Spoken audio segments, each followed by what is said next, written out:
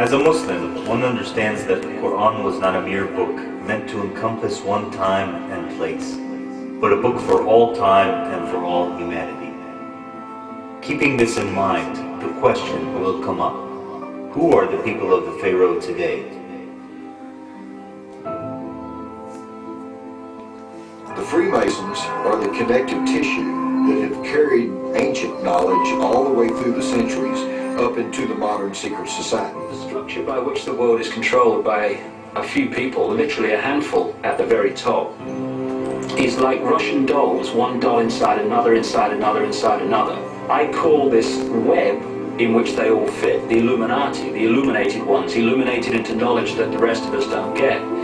And that Illuminati has been manipulating for centuries to bring about what is now appearing before our eyes.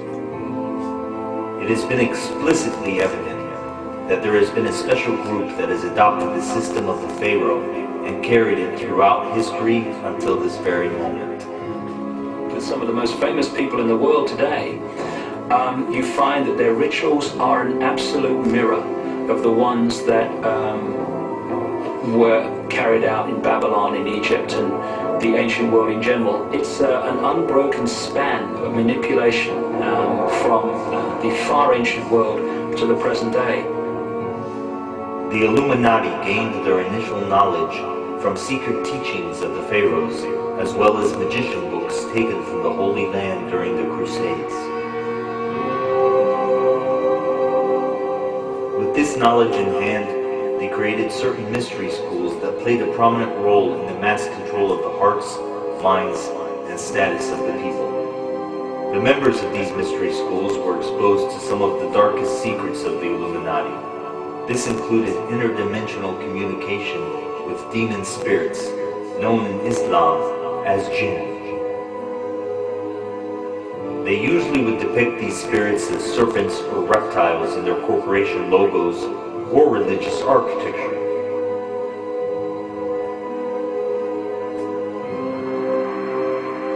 Through such schools, these members were able to create a bond with their jinn counterparts, and through certain procedures and acts would allow the jinn to assist them in rising to the top.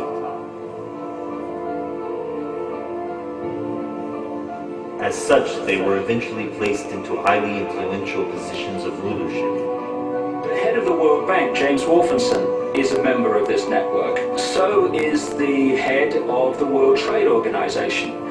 So is the Chancellor of Germany, so is the Prime Minister of Britain, Tony Blair, and a stream of Presidents of the United States, Secretaries of State, the last 6 Secretary Generals of NATO. A lot of people are familiar with the more famous names that are connected to these secret societies: Henry Kissinger, David Rockefeller, etc., etc.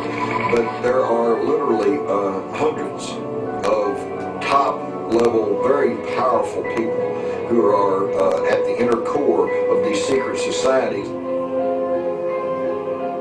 Again, history repeats itself, and we see the Illuminati implementing the ancient pyramid structure, with they, the elite, on top. They have become in complete control of the religious, monetary, judicial, agricultural, and medicinal aspects of society.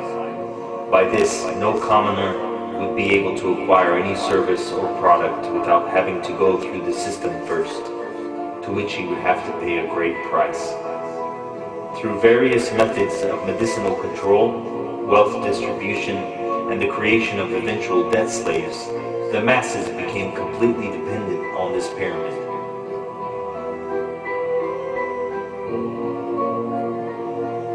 To ensure that the people would not realize how badly they are being oppressed and controlled, the Illuminati put into play the use of magic through different forms in order to keep their people under mind control, thus allowing their system to continue to flourish.